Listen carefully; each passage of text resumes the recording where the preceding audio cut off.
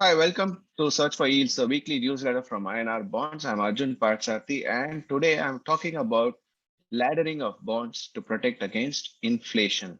So, as we all know, that inflation is going to be a big threat to interest rates going forward, and investors are worried about what will happen to the fixed income portfolio when inflation rises.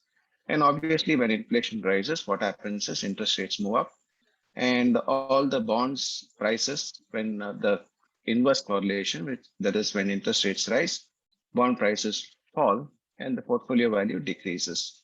But however, with very low interest rates at this point of time, investors still have to invest in bonds and they'll have to find the best way to protect themselves against rising inflation, as well as take advantage when inflation rises, when bond interest rates are higher, of reinvesting at higher interest rates. And typically, what we see is a cycle.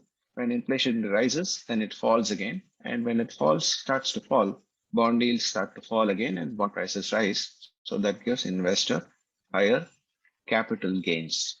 So, with how do we do this? How do we put this in practice? So, I'll give you an example.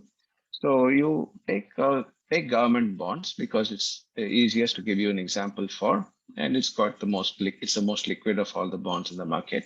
So, you build a portfolio of 2, 4, 6, 8, and 10-year government bonds, each maturity having 20% weight in your portfolio.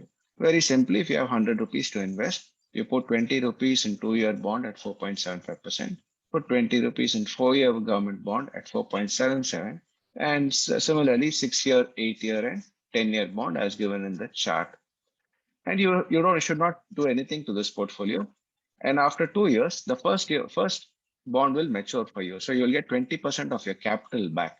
And let's assume that after 2 years, interest rates have gone up by 1% or 100 basis points, as in bond market terminology.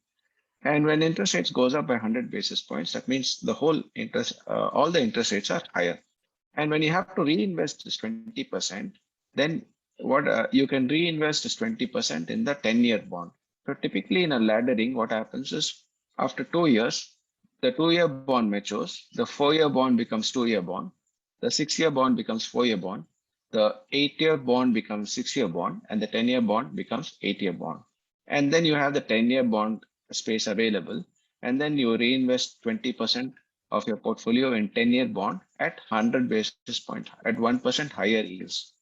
Now let's assume that after the next 2 years, interest rates actually fall by 100 basis points.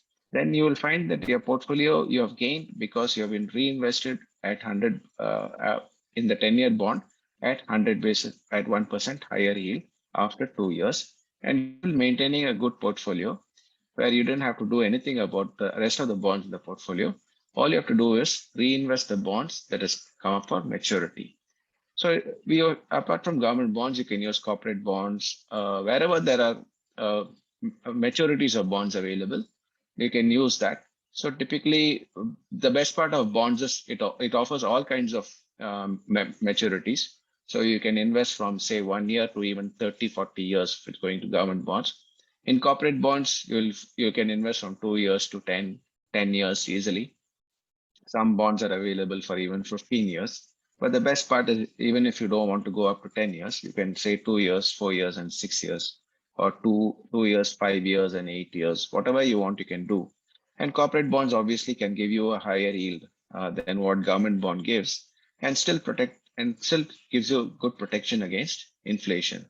And you can even play on the extra yields on corporate bonds. So supposing you have identified a good bond which is yielding say 8%, 2-year bond is yielding 8 or 9% or even 10%, and you find the credit is pretty comfortable, then after 2 years, that 10%, that 20% or 30% that you have put can be reinvested in a longer maturity bond at a higher rate without losing any kind of a yield on your portfolio, or the returns you get from your portfolio is also remains intact to a very large extent. So a lot of permutations or coin combinations are available in laddering. And yeah, clearly INR bonds has the scope, the research, the data, and the technical expertise to give you such laddered portfolio. Coming to Quick Invest, INR Bonds Quick Invest, which is very useful for both investors and financial advisors alike to make the best investments in bonds. Thank you very much for listening in to Search for Yields.